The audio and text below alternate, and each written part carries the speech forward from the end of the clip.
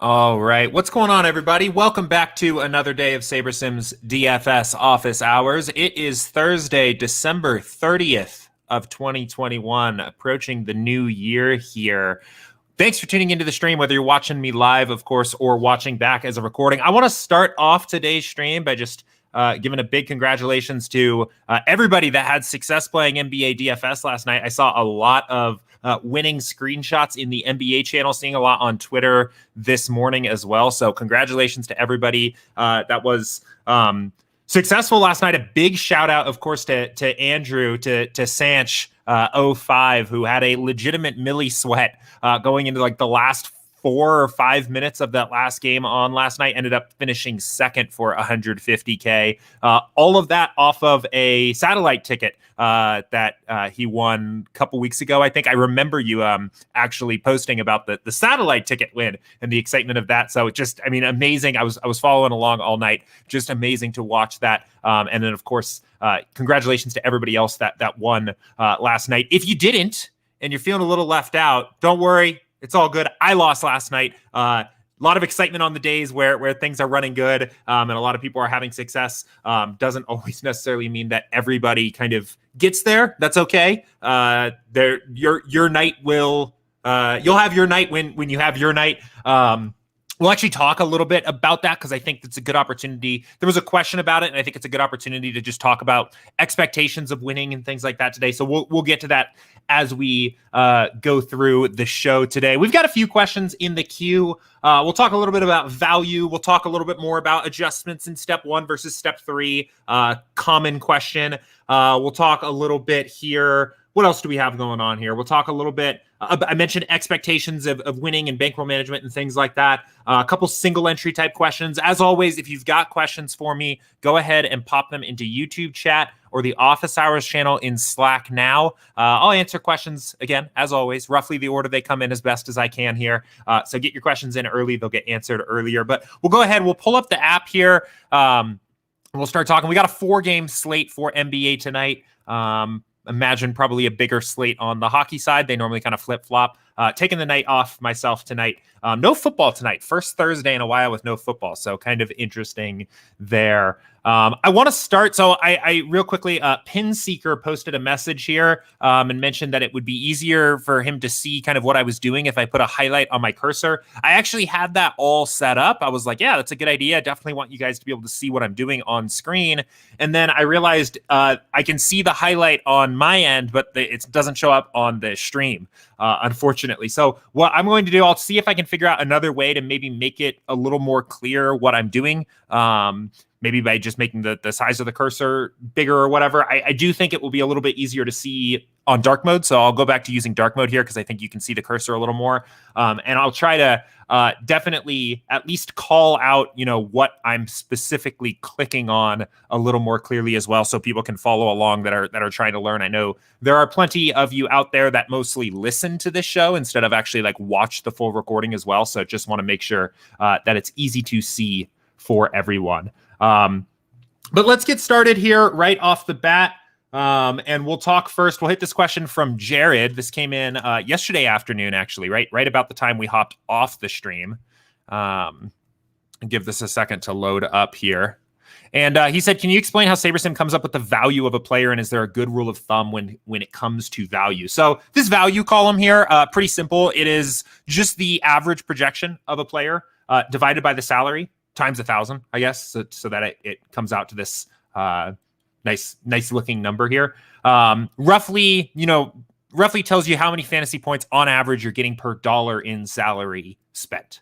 I think it's a decent idea to get an idea of what the best plays are, especially in more lower variance sports like NBA, where, average projections are a little bit more predictive of upside. And the best plays at the average projection are generally the best plays at the entire kind of range of outcomes of a player. I think in terms of thinking about a target value score, I actually think that's where commonly a lot of DFS players fall into a bit of a trap, especially in sports, maybe even like football, where point per dollar value at the average, when you're thinking about upside, doesn't actually let you know of who the best upside plays are, right? They can be useful for cash games when you're trying to build the best possible lineup that performs the best at the average outcome. But when you're building for upside in GPPs, what the best value play is, what the most efficient point per dollar play is at the averages doesn't really help you in building a lineup for upside. So I would caution you away from thinking about good values for certain players. I think it can still be useful to compare. I think it can be very useful to see, especially maybe where the field's going to go or where they're not going to go, right? When the field is confronted with the decision of their pay-up running back being Jonathan Taylor, Alvin Kamara, or Austin Eckler, if most people out there are building lineups at the average, right? Well, they're going to probably go away from Kamara and Eckler, right? And that's expressed in the ownership projections. If you're playing GPPs and you're looking for a way to compare players' upside or how good of a play those players are for your lineup in a way that's not looking at value, I would actually look at the percentiles. I think they can be really useful. It allows you to kind of group players together a little bit more. So, I mean, for example, here, actually, perhaps here's a better example. Let's see. Hang on. Let me see. If you were comparing maybe the top end overall running backs on the slate, right? The average projection might indicate to you that Kamara isn't a very good play, right? 1.82, he's maybe a little bit expensive. When you're looking at the overall 95th percentile outcome, maybe an outcome that you need to take down a large field GPP, you'll see that, actually that he's kind of now you're paying more for him, but from a pure upside standpoint, he's kind of has an equivalent 95th percentile outcome as some of these other top running backs on the slate, right? And that you don't really see that so much looking at what happens at the average, right? Anybody that's playing GPPs and rostering any of these top end running backs is not hoping for this outcome. That's not the point of rostering these players. You're hoping for these outcomes. So I think looking at these outcomes in particular, I think can be a better overall approach to kind of compare players. I've heard this said before, that the salary of the player does not matter once the slate starts, right? At that point, doesn't matter how much players cost. You're playing the game of what's the upside of each player. So, but good question, and we'll keep going. So, okay, this is from Jesse James here. Also wrote this one in Slack. This is an NBA question, so we'll jump back over to NBA. He said, "Hi, Jordan. I know you said for your NBA process, you typically only make adjustments in step 3. I assume you have some level of success with your process, and that's why you do it. But I found that the great majority of the time that there are no top 0.01% lineups in my pool of 1,500, so no amount of adjustments in step 3 would get me where I want to be. This isn't a knock on SaberSim. Happily subscribe. The only way I've been able to find success, however rare, is by doing a process similar to Max and making adjustments in step 1. Curious with your thoughts on this. With how crazy NBA is before lock, it's nearly impossible to do much in step 1 that doesn't get immediately thrown out of the window. And if I adjust in step 3, it doesn't really matter, as the 99.9% of the time there are no winning lineups in my largest pools. I realize that getting a 0.01% finish is extremely rare. Thanks for all your great work and insight." Yeah, so a few things to unpack here. First of all, I don't mean to get semantical about the percent thing here, but if we are actually talking about a 0.01% outcome, right, a top 0.01%, you are essentially talking about an outcome that's so improbable that your expectation of how many lineups you would have, even in a pool of 1,500, is generally zero, right? Even the 0.1%, right? Even the top 0.1% outcome of an entire pool of 1,500, on average, you're only going to expect to have 1.5 lineups that have that kind of outcome in your entire pool of 1,500, right? Now, overall, the point here, we can keep expanding this and say, okay, well, then I'm supposed to have 1% top 1% lineups. And in reality, for NBA in particular, you're going to find, I think, in general, that a lot of nights you don't actually hit that, right? This is just at least what I've found doing a little bit of top 1% equity, is that in a sport like baseball or hockey or even football, when it's so variant, you're going to have just a much larger, you're going to have a lot more diversity and variance in your pool naturally. So it's more likely that the sim variance is going to be higher. So it's more likely that you have those high upside top 1% performing lineups in higher variance sports in your entire pool of 1,500. In NBA, the sim variance is going to be a little bit lower. The sport itself is a little bit lower variance, right? What's probably more likely to happen is that there are going to be a lot of nights where you don't have any lineups in your pool, even in your entire pool, that are top 1% or top 0.1% lineups. And then you will have nights where the players that were projected the best are going to be showing up in a lot of lineups, probably something similar to last night, and you'll probably greatly exceed your top 1% expectation. And that's kind of the way it ends up falling for NBA. But I don't think this question was really about nailing down like the semantics of your top 1% expectation in your lineups. I think this is more about the value of making adjustments in step 1 versus step 3. And honestly, I think you're kind of onto something here. I think this is pretty sharp. There's two sides to this. One thing that I've found in my process, especially going through this year, is that when there's so much news to late swap 4, like there is on a traditional NBA slate, having a very heavy-handed approach with your exposures can increase the complexity of how you're tackling the slate quite a bit as the slate goes on. Like the example I always give is, tonight's not a good example because we only have one late swap game. But let's say that you've made a leverage-based decision to be over or under the field on certain players with the information you have at lock. And you've adjusted exposures to get your leverage on those players exactly the way you want it.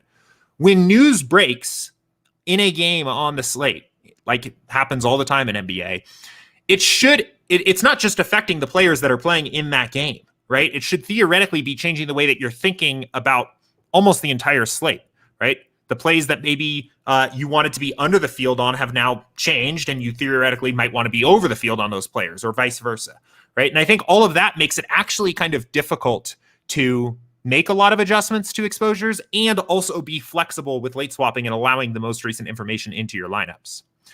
The nice thing about making adjustments with projections instead, and making your adjustments to projections, is that the builder will kind of answer those questions for you. So if you had gone in, and again, I know tonight's not the perfect example, but let's say these were all, separate game starts or something like that.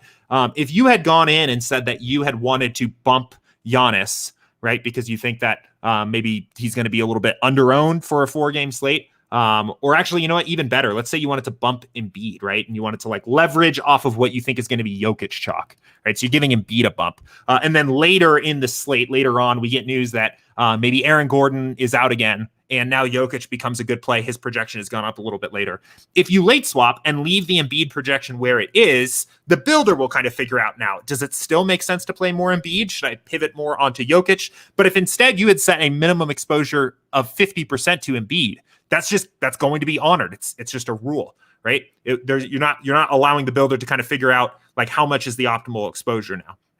So I do think, at least the way we're set up right now, we're planning on making some changes to the late swapper that allows for a little bit more flexibility. But I do think with the way that we're set up right now, there is a slight edge, I feel, to making adjustments to projections instead of exposures for NBA, because they will allow you to be a little bit more flexible with late swap, right? So, and if there is something that changes in the game, right? Let's say we get news in the Philly and Brooklyn game and the projections have updated and the sims have updated. At that point, you can just go and like refresh the players playing in those games and just let the new information. Like if you're in a situation where it's like, now Tobias Harris or Drummond got ruled out and Tobias Harris get ruled out or something like that. Now, how does that change the Embiid projection? Well, at that point, you could just reset that projection. It's much easier than having to undo certain exposures and whatever. So I think you're onto something here. If you're asking personally for my overall take, I know you mentioned here at the start, I only make adjustments here in step 3. I have pivoted a little bit throughout this NBA season. First of all, to be completely transparent, to making less adjustments overall. I have mentioned it over and over again, even down to the start of the season, that I think late swap is the single biggest edge in NBA DFS, at least at the moment, and with the current iteration, and with COVID and all the injuries and things going on right now. I think that's the biggest edge. I found that the biggest way to get an advantage in my lineups is to create a process that allows me to build right up against lock as close as possible. So being a little bit lighter on adjustments overall, and then late swapping aggressively throughout the slate as news breaks. And I think that's been the way that I've found the most success.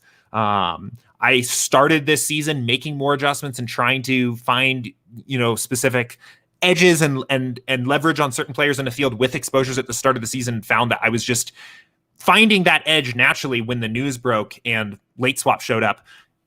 Late swap opportunities showed up halfway through the slate, right? Yeah, so like Steve makes a great point. Ty Jerome last night, right? Like basically the what I have also ultimately came to, and I think I said almost the exact same thing yesterday on stream, is like, yes, I could go in and say that Kevin Durant's optimal ownership on tonight's slate really should be 15%. So I'm going to get 25% exposure to him and make sure that I have a little bit of an edge on the field there, and go through and maybe find, Jokic's optimal ownership is actually about 50% based on his expectations. So I'm going to be at 30% and kind of dial in all these different individual players. Very similar to what I do, honestly, for baseball and football. But when halfway through the slate, Shai Gilgeous-Alexander gets ruled out, and you get Ty Jerome at an absolute amazing spot at 5% ownership.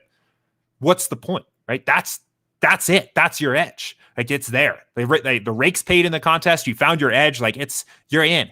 And on smaller slates like tonight, like maybe it does make sense. 3 games at the start, 1 game later. Maybe it makes a lot more sense to actually spend a little bit more time. Again, I'm not playing tonight, but if I was, maybe it would make more sense to spend a little bit of time ahead of time, intentionally trying to attack a few edges at lock, because you probably are not likely to get the same late swap advantage. But on big slates and things like that, I don't know. I don't think there's a huge edge, at least for me, to do that. I did walk through kind of a little bit of a process at the start of yesterday's stream of how to, come up with a list of maybe 2 to 5 players that you kind of want to target and make some adjustments to based on how murky their game situation is and how high or low owned those players are. I think that's still sharp, but I would probably make those adjustments in the form of projections so that they can be flexible to late swap opportunities easily throughout the slate.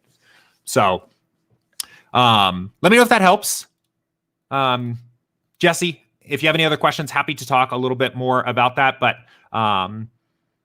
yeah, good question. And I think overall, I'm in agreement with you that right now I would feel a little bit more comfortable making my adjustments in step 1 than step 3 for NBA, because of the late swap flexibility that it gives you. Makes it a lot easier to manage that. So and just remember too, I think it was kind of semantical, and I think it probably wasn't something that you like maybe mathematically meant to say. But just remember what the average expectations are of these certain percentages things. Like if you're truly looking for a 0.01% outcome, you're rarely going to find it.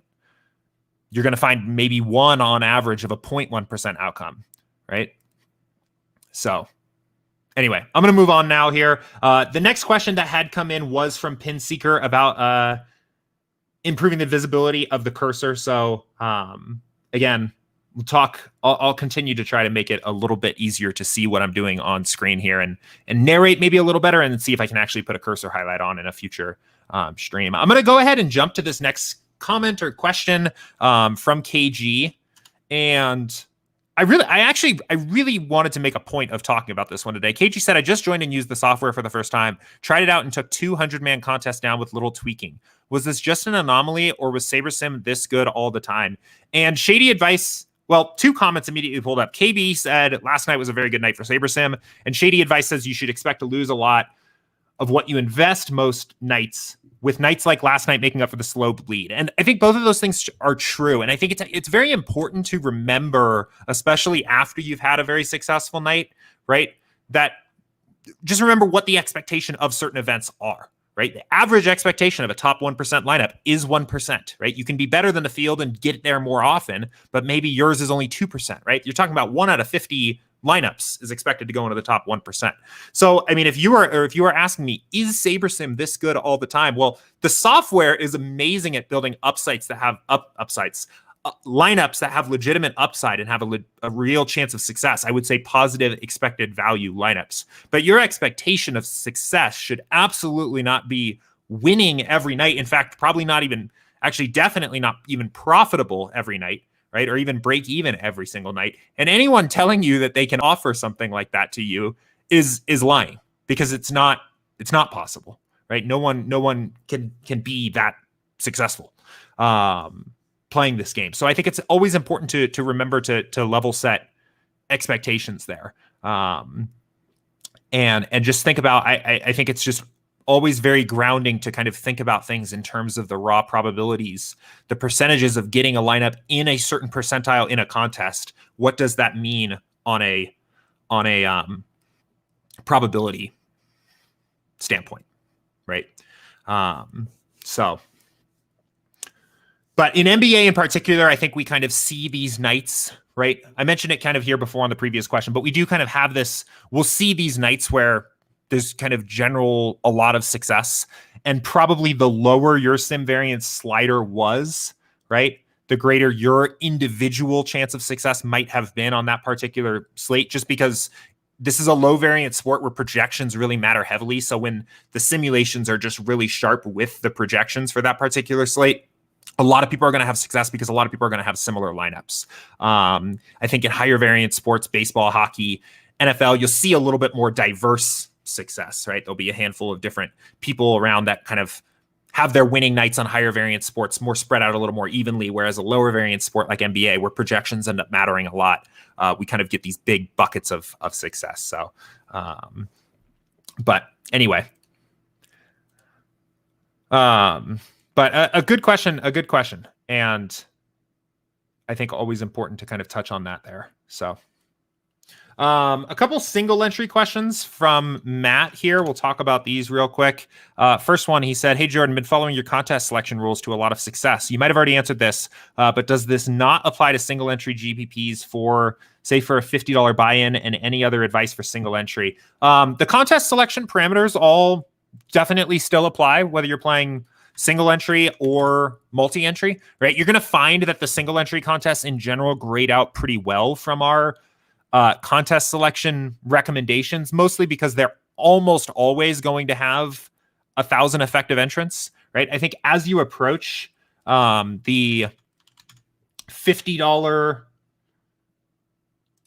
okay, so it's a bit of a smaller slate tonight. So actually, as you approach that $50, $40 range, I think you start to see that like some of these contests are going to be just under 1,000 effective entrants. I still think they're fine to play. All of our other contest selection recommendations still apply, even if you're playing mostly single entries, right? I would recommend spreading out your action into lower dollar contests. If you had just $50 to play, I would say rather than just jumping and playing this $40 single entry, right? I think you could do better and play some of these smaller single entries, the $1, $2, $5, $12, and maybe the $27, and spread out a little bit, spread out your variance a little, and give yourself a greater percent chance at having that high score, right? You accept a little bit of additional variance by randomly filling lineups into these contests, but I think broadly speaking, it's worth it, sacrificing that little bit of ROI and adding a little bit of additional variance to smooth out your curves. Yeah, no, I mean, single entry contests are typically going to grade out very well based on our recommendations. I would also say, there's not going to be a ton of volume out there under $3, but you should probably be playing the single entries under $3, right? I mean, I know the Daily Dollar is a pretty small contest, 500 to first or whatever, but it's got to be one of, if not the softest contest in the DraftKings lobby for any sport ever, pretty much. Just because everybody's only getting one entry. There are not 6,000 skilled players playing NBA DFS tonight on DraftKings, and there are certainly not 6,000 skilled players playing NBA DFS that have access to this contest at all, right? Players with $1 million or more in lifetime winnings can't even see contests under $3. So just a very soft contest overall. But yeah, I think they fit in well to our contest selection principles pretty much on any site. So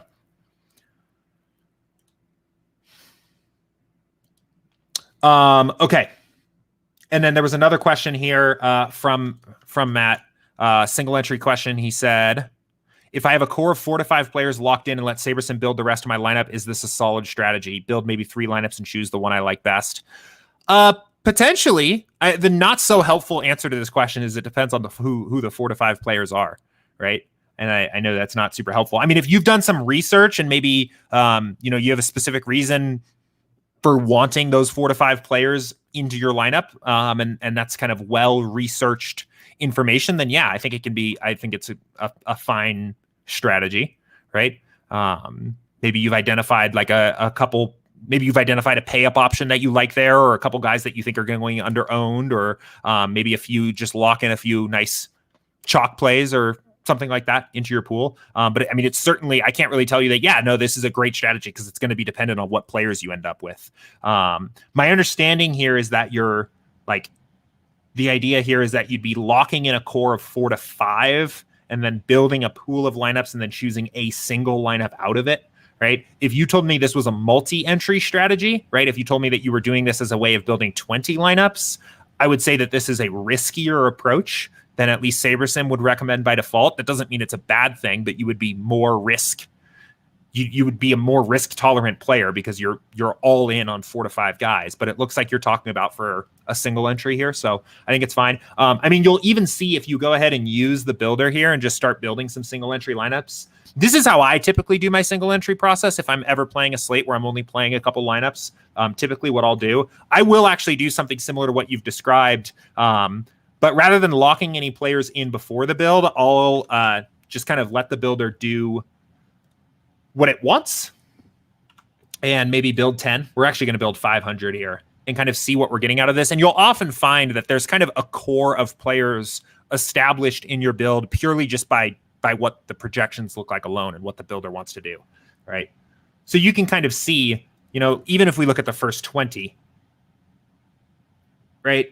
18 of the first 20, or each of these top 5 players are included in 18 of the first 20, right? A core is a bit established here already. And it's early in the day. Projections will kind of dial in. We'll get injury news. But you can kind of see like SaberSim's FanDuel NBA single entry core you can kind of see this naturally expressed here.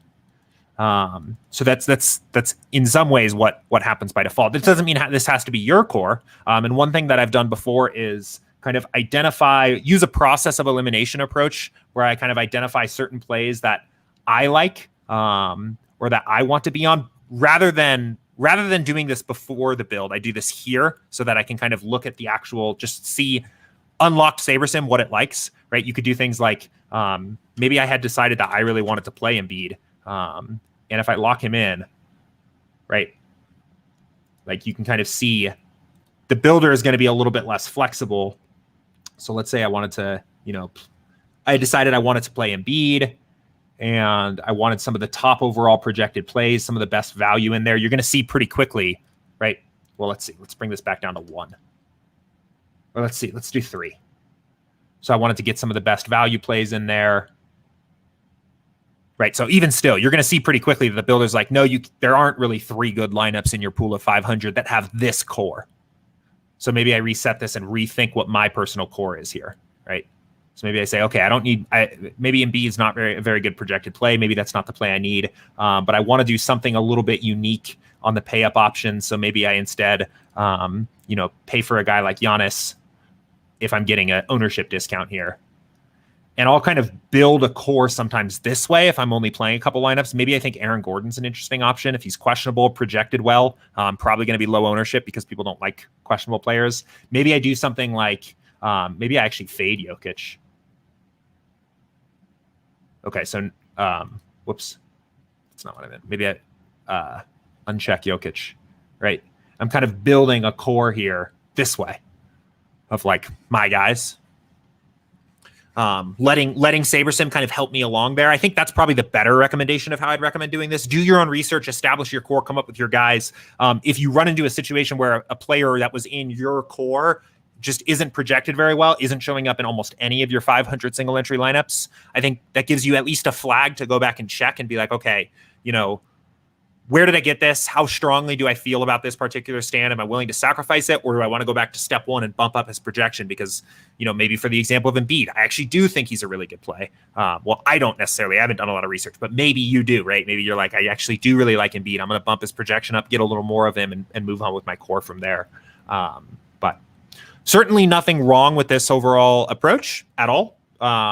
I think SaberSim is basically doing something very similar behind the scenes. So my overall, I think my practical recommendation here would be to try to establish that core, set that core in step 3 here, instead of pushing that in step 1. So then you get the opportunity to kind of see what these lineups look like. So, but let me know if that helps. If you have any other questions there. So, all right, cool.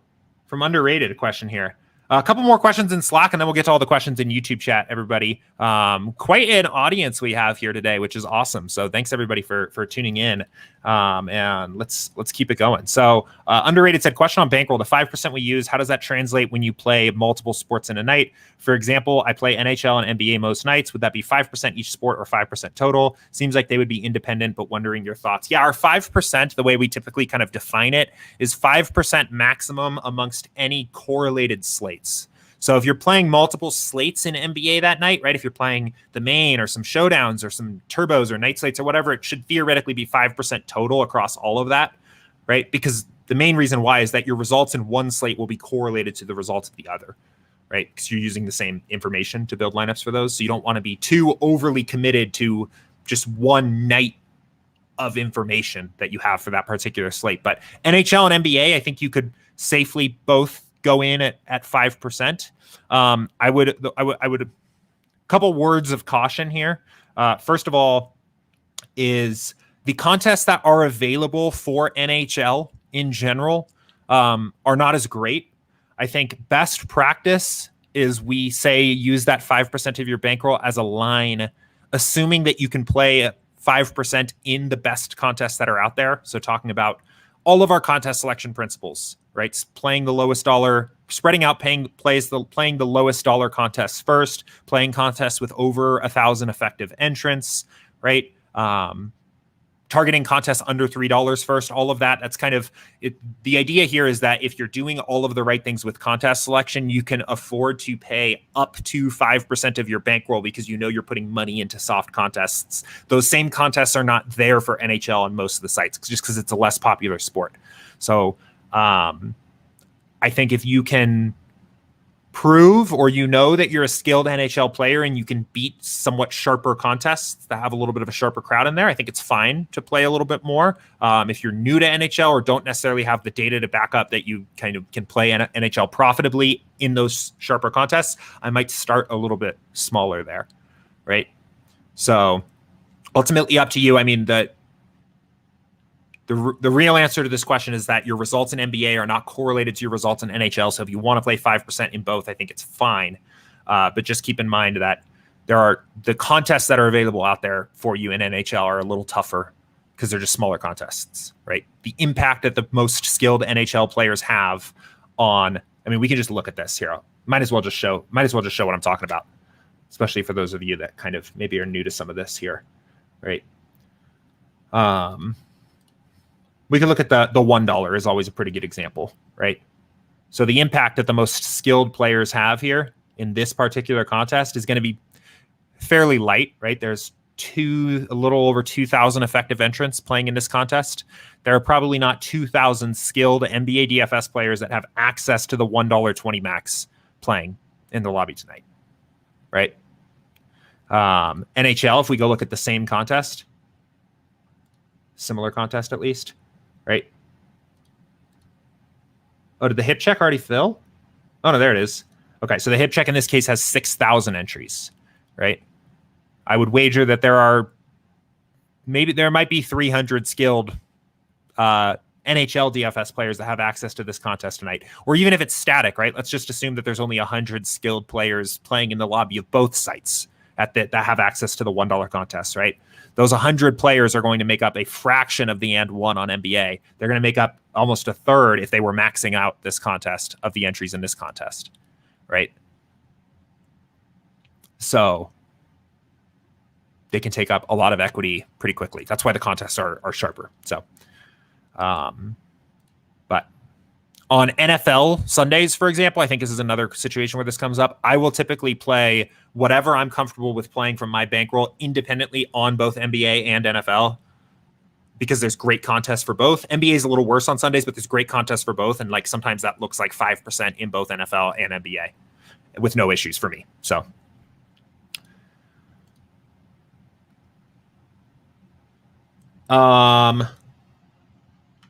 let's see. This is from KB. For multi-entry satellite contests on DK, would you recommend maxing out the entries per contest or enter only one lineup per satellite contest?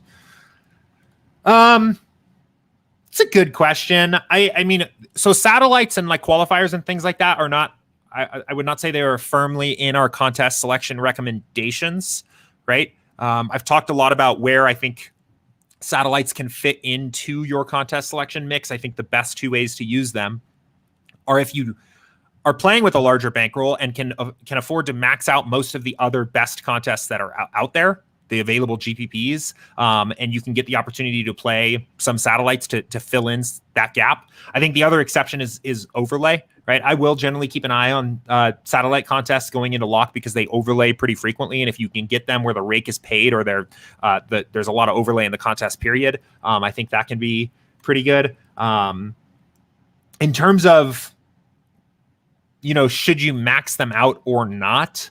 That's not really going to impact your expected value in those contests, right? The number of lineups in a contest doesn't necessarily affect the quality of the lineups. I would answer that by saying it kind of comes back to your available bankroll and how aggressively the contests are overlaying, right? I mean, if there is a satellite contest that is a 5 entry that has overlaid significantly, right? You'll see sometimes some of these things only fill like a third of the way, right? I would probably go into that pretty aggressively and maybe fill all the entries in it, provided that it was within the amount of bankroll I had available for that particular slate to capture that overlay, right? But it's not necessarily true that, playing more lineups into these, well, it's actually just untrue that playing more lineups into these, increases your expected value of any of the lineups that are in there. Does that make sense? So I would fit in satellites and qualifiers when it is beneficial to your overall contest selection mix, right? So like, for example, if you played everything under $3, you're playing all the best contests under $3. If you could find some contests in here that especially under $3 and overlaying is like, to me, the kind of the dream of these overall of what I'm looking at, right? I think that's great. And I would play the amount of entries that makes sense for you. So Josh said hearing Nuggets game could get postponed. Wow. Makes it even a stranger slate. It actually, slightly makes me interested in playing the slate. The reason I'm skipping tonight is because I can't late swap for that Nuggets game. I've got plans, so I won't be able to swap. So I was going to skip a slate tonight. These smaller NBA slates are always my favorite thing anyway. But if we end up with just like a 3-game clean slate where all 3 games start at the same time, right at 7 Eastern, maybe I will be at least thinking about it. So, but 3-game NBA slates are not my favorite anyway. KB also said, what plugin gives you the overlay and margin on DK? This is the RotoGrinders. Oh, that's not very helpful. It's called RotoGrinders DraftKings tools. They have one for FanDuel as well. Pretty useful. I like it.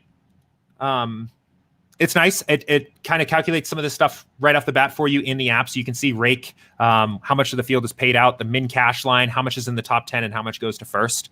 So it's a decent way to kind of just judge contests pretty quickly. It's gotten better. I'd taken it off for a while because it was slowing down my browser like crazy. I think they optimized it a little bit more. So I like it. We've talked about making something of our own here, right? Every time I have something from a competitor that I like to use or as part of my process, all these things are things that we've kind of talked about building out for ourselves. But for now, they've got a pretty good one here. So, all right, let's keep it going. Is this Moochie Mob Ties? What site do you prefer playing on, FanDuel, DraftKings, or Yahoo? I've spent my time on all 3. Played a mix of all 3. I think right now I've been pretty heavily focused on Yahoo just because they, in an effort to kind of establish some market share, they're giving away a lot of free money, right? There's a lot of rake-free contests out there. There's a lot of overlaid contests out there, and there's contests that are like literally free money, like $15 single entry, and we pay you $15 to play the contest. Like, that's great. So I've been enjoying Yahoo a little bit more lately. I think from a technical standpoint, DraftKings has the best technical product. I rarely have issues uploading.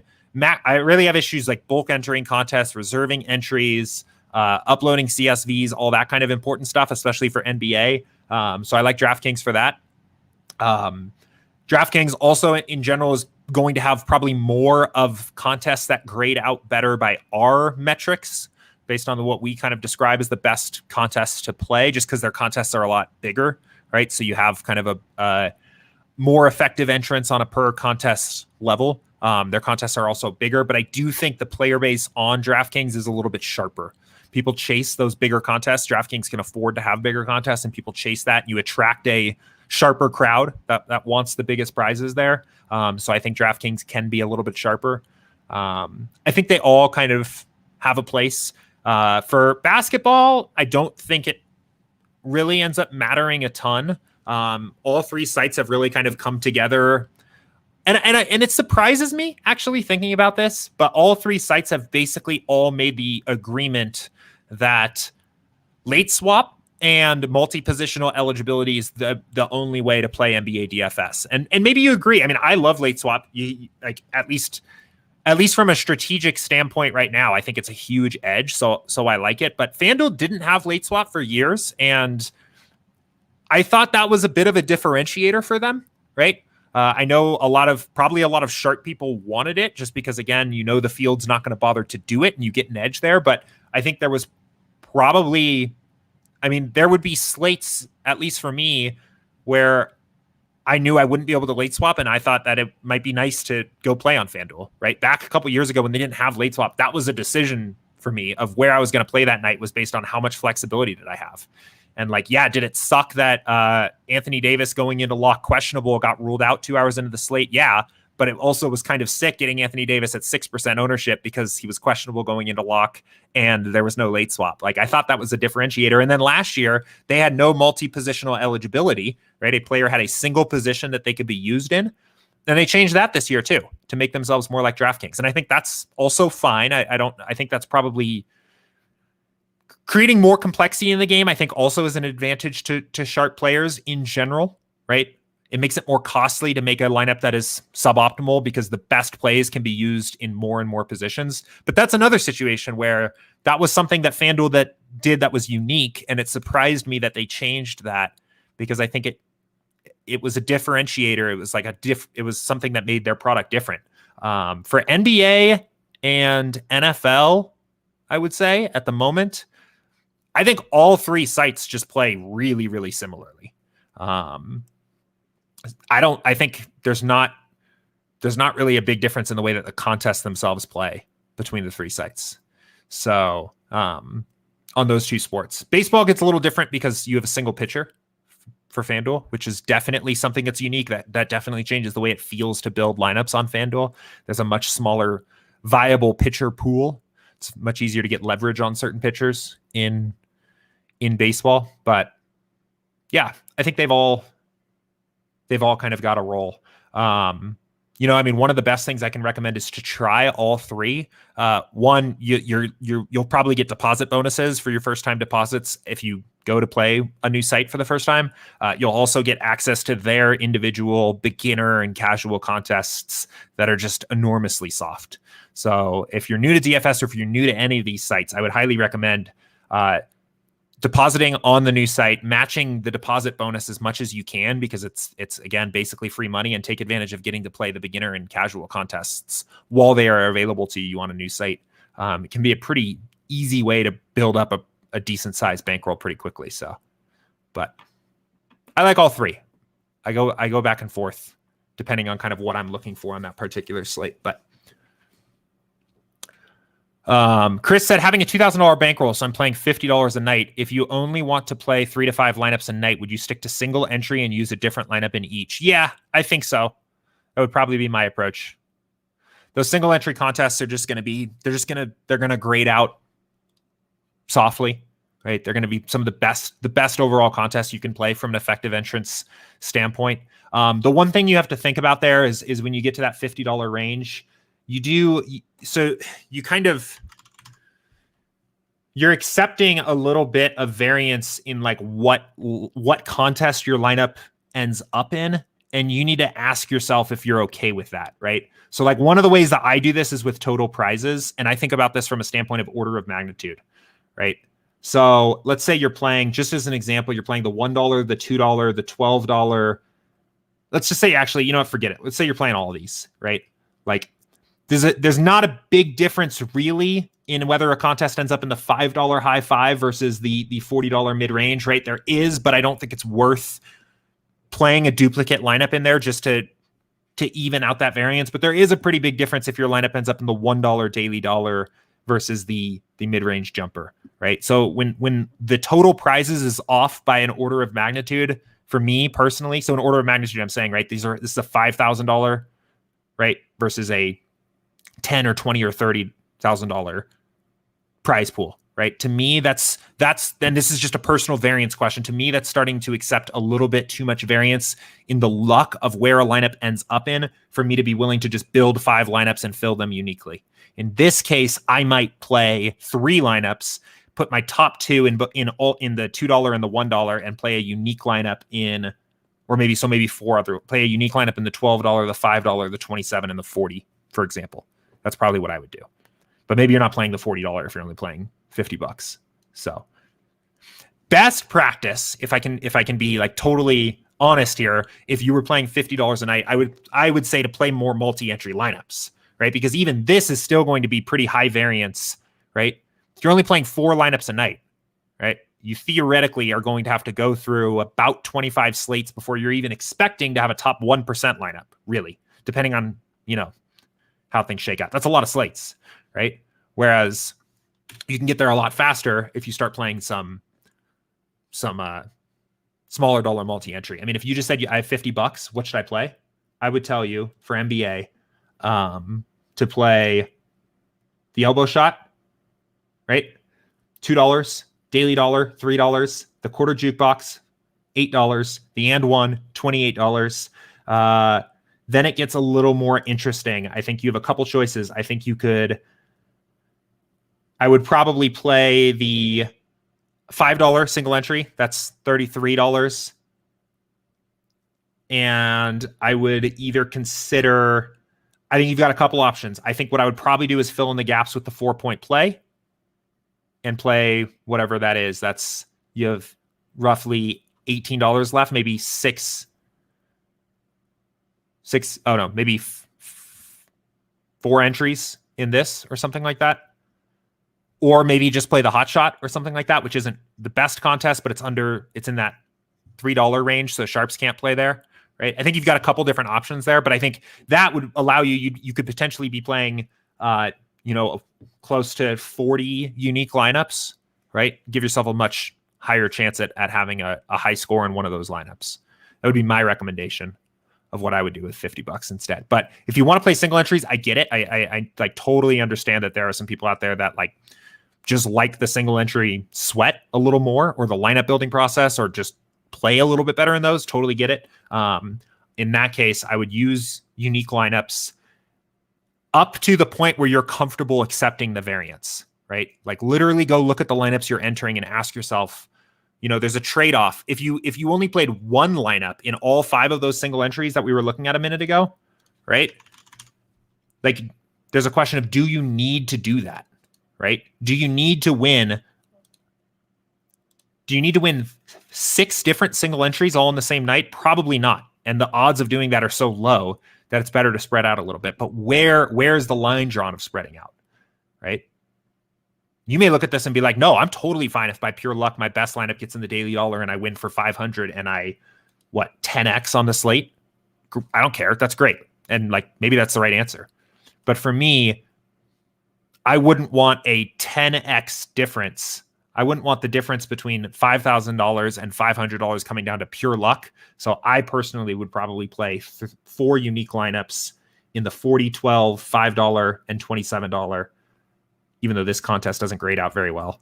and then probably duplicate that lineup duplicate 2 lineups in the daily dollar and elbow shot each. But anyway, talked about this one for a while. I think I've kind of made this one clear. So we'll keep it going. But KY Surprise says, what's your opinion on adjusting the predicted game score? Back to SaberSim. Well, okay, I'll say this. I think it's really cool, first of all. I think what it does is pretty cool. So what's actually happening here is, like, let's say, let's say you're looking at this game here and the Nuggets just beat Golden State in Golden State. Maybe you think that the Nuggets are a little bit better than the Sims are expecting, maybe even not just a favorite, but maybe this is a game that, you like a little bit more to stay a little bit closer than we're predicting. So what happens here when we do this? So what we do is that we'll go into our simulations for the game and we'll chop off simulations off of one side until the team total until the average points scored by the Nuggets in the remaining set of simulations is 106.9. Then we'll use the average projections of everybody playing in this particular game of what they score in that set of game sims and adjust their mean to that value. So what's really cool about it is it's leveraging the sims directly, and it adjusts every player in the game, right?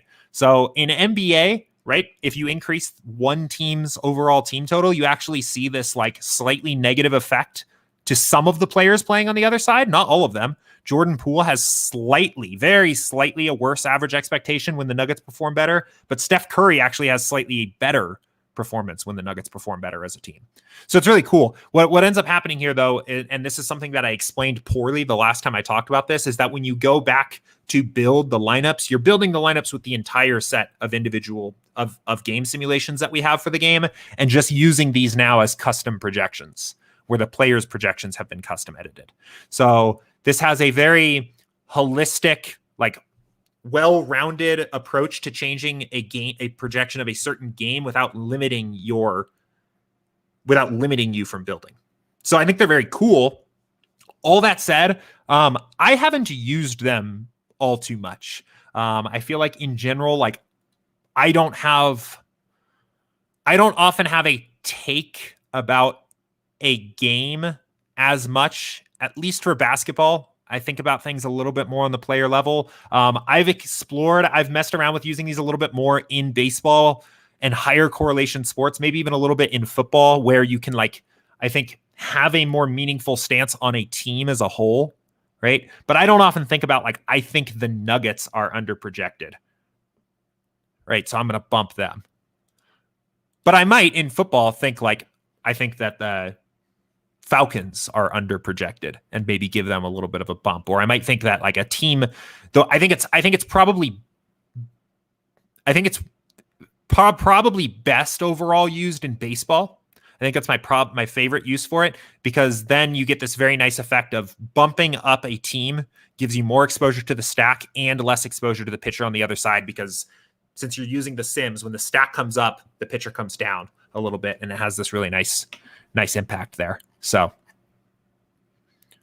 but yeah, I think it's still very cool how it works. Just not something I've used very much in NBA. I guess basically what I'm saying, if I wanted to just boil it down to like one thing, I think it's more useful and more interesting to me as like a particular part of your process in sports with higher correlation, because in sports with higher correlation, like, I could essentially say that I can do this, for example. Let's say I wanted to give a bump to Aaron Gordon for one reason or another. I can pretty safely do this because his correlation to other players in the game are generally pretty low, right? This impact doesn't actually affect much.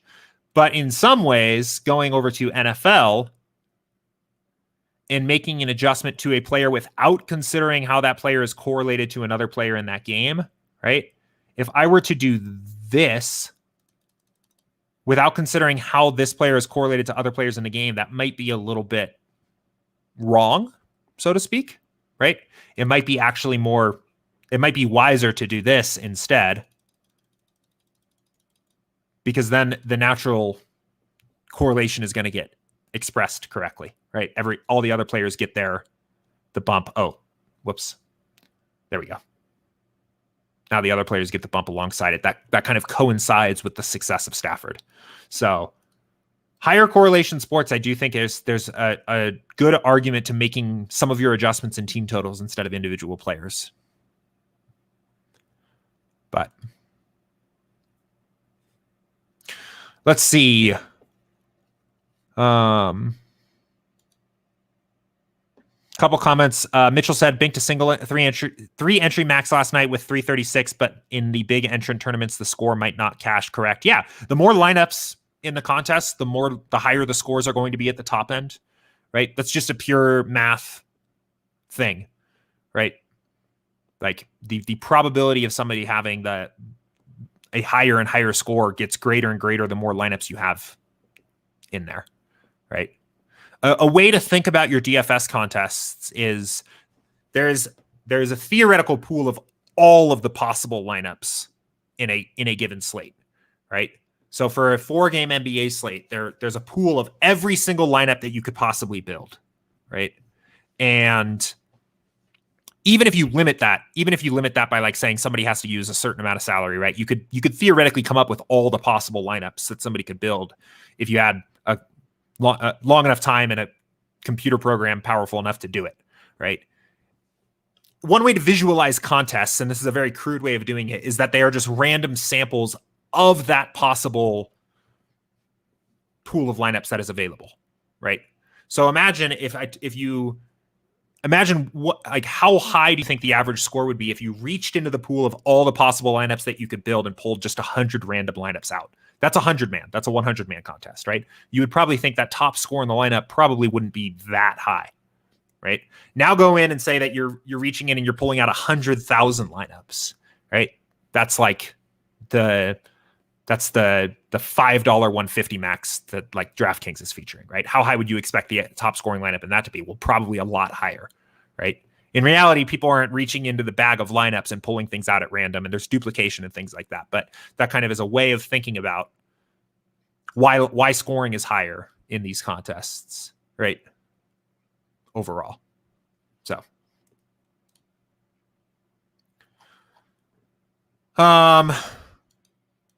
cool. Let's keep it going.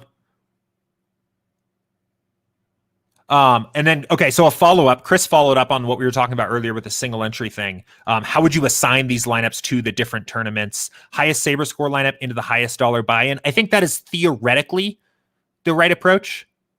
The difference between your top overall lineups, though, is probably going to be just like maybe even just like a couple points of SaberScore. The top SaberScore lineup is going to be your... Oh, this is NFL. We're looking at something different here. Your top overall SaberScore lineup is going to be your theoretical highest expected value lineup, but I think the difference in actual EV between the top 5 lineups that you build out of a single entry build is going to be so thin. I don't think I'd even bother to make sure that the highest SaberScore lineup went into the highest buy-in. I think I'd probably just fill them uniquely and just live with the variance. But you can see even here, right? 100, 99.8, 99.8. Let's bump this up to 5. And this is assuming you're playing the top overall 5. Maybe you're not, but 99.7 and 99.5, 99.6. I just fill all these things in there uniquely because like the difference in that number is so small in what it actually amounts to in EV. So, but theoretically, if I think maybe the perfectionist approach would be to make sure that this lineup went into the highest dollar payout, this lineup went into the next one, and so on. So.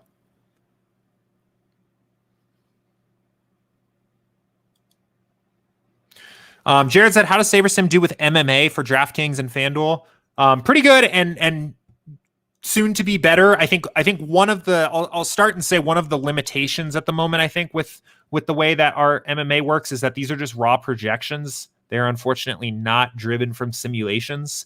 And when you're building here and you're using smart randomness, what happens here is we just assume fighters have a normal distribution and kind of use like a traditional randomness like you might see on another optimizer. And that's just really not how ranges of outcomes look like for MMA.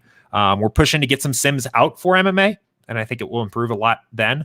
In the meantime, I think it's still a great tool to use for MMA. I don't think people build lineups correctly for MMA in general. I think it can be pretty soft, especially if you find the right contests.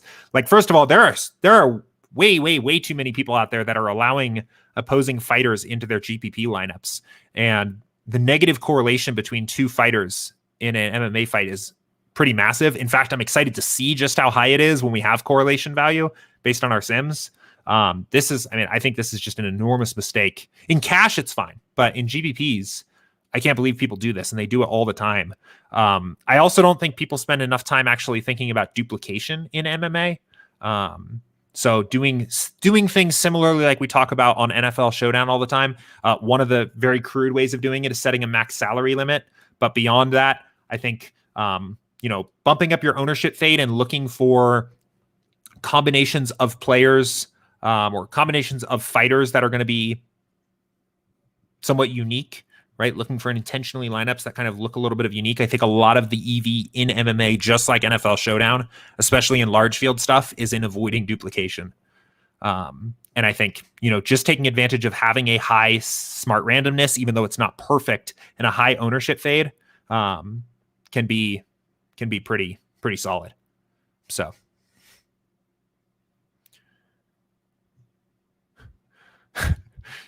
Jared said shady advice will late swap for you, Jordan. That's kind of him. Thank you, shady advice. Then he said, DraftKings will let you make a lineup if you miss lock and have players that will be in the late games. They've changed that recently, yes. As of a couple weeks ago now, if you happen to leave your reserved entries in there, they'll let you build lineups using players whose games have not started yet. Didn't used to be that way. It wasn't like that for a long time. And I definitely missed some locks like that because of that. But Jared also said, would you consider using the 95th percentile column when making NFL Showdown lineups? Yeah, I think you're going to get more bang for your buck by using the percentiles in any contest or sport or slate that is already going to be higher variance for one reason or another. NFL Showdown is like maybe the highest variance thing there is that you can play. Sim variances are going to be cranked, right? I think taking advantage of the percentiles to squeeze a little bit more upside into your lineups in high variance games, that's like where you're going to see the biggest impact from it.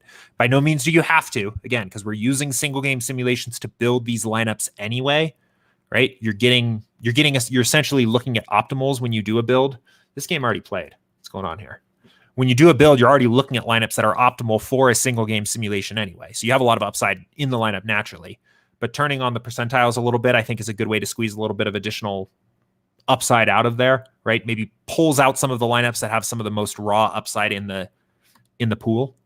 I think by far my two favorite sports or slates or contest types to take advantage of with the percentiles are hockey and baseball, right? Players have a similar kind of curve range of outcomes on both of those sports. Let's pull up hockey real quick just so we can look at it. Where their most common outcomes are far below their average and then have this long tail of upside, and players that are very well projected at the average, both in hockey and baseball, especially for skaters and hitters, right? Players that are well projected at the average kind of approach a similar value as all of the other skaters in the pool at the ceiling, right? So we can see, if we look at, this is a good example, right? Two guys here. One, they project essentially the exact same at the average, right? And kind of condense around the same ceiling on the upside condition. So I think setting your percentile to 95th percentile or something like that makes your lineups diversify and get less chalky very quickly, because a player that looks like a much better play at the average is actually not that much of a better play at the ceiling outcome. So, and that's very true in sports that are higher variance and where the players do not have a normally distributed range of outcomes, right? In NBA, you can still use the percentiles, but the best looking lineups at the 95th percentile are often very similar to the ones that are the best looking lineups at the average. So it's not like it's wrong to use it. You just don't get as much out of it. But